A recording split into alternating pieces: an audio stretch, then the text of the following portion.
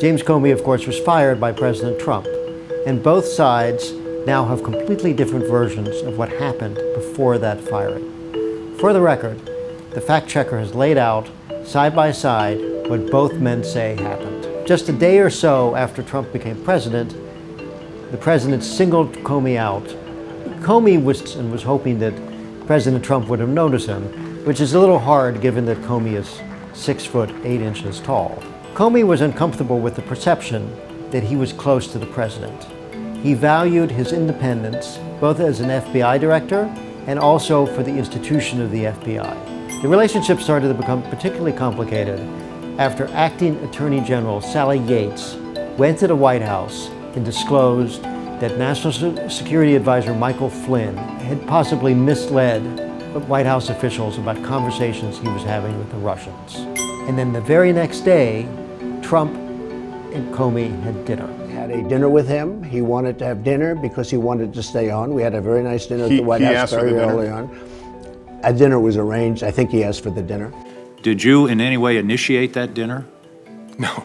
He called me at my desk at lunchtime and asked me, was I free for dinner? After summoning Director Comey to dinner, the president appears to have threatened the director's job while telling him, quote, "I need loyalty. I expect loyalty." Did you ask that question? No, I didn't.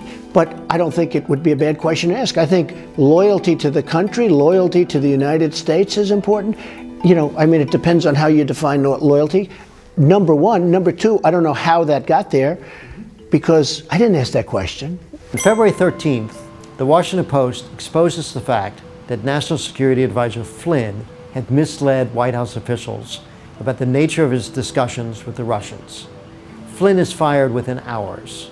The next day, President Trump and Comey meet in the Oval Office as part of a regularly scheduled briefing.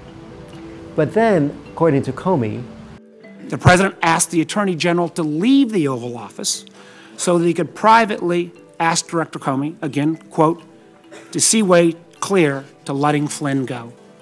Did you at any time urge former FBI Director James Comey in any way, shape, or form to close or to back down the investigation into Michael Flynn? And also, as you look back... No. Is that an accurate statement? I don't believe it is. This brings us to March.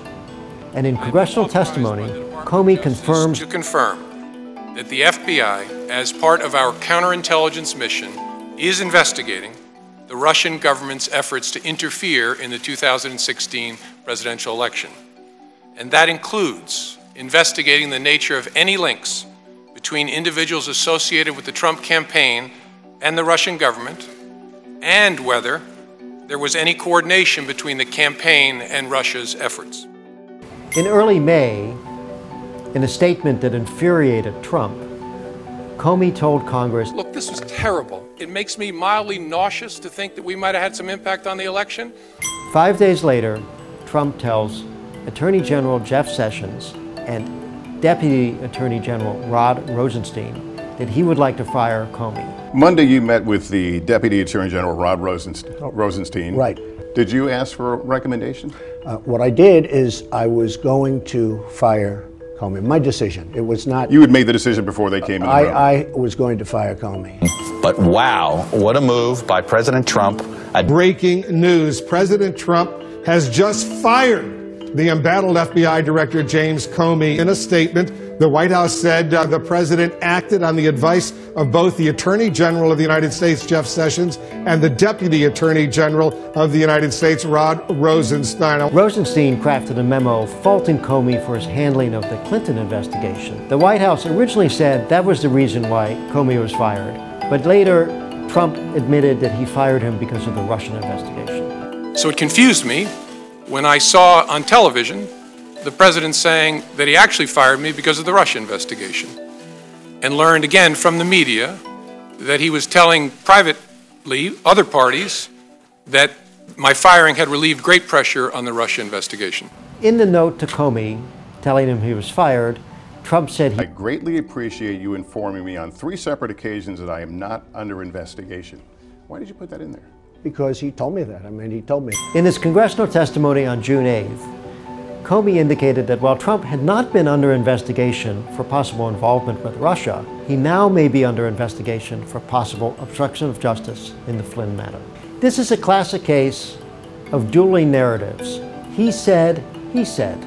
It's one person's word against another. That's one reason why Comey took such careful, contemporaneous notes.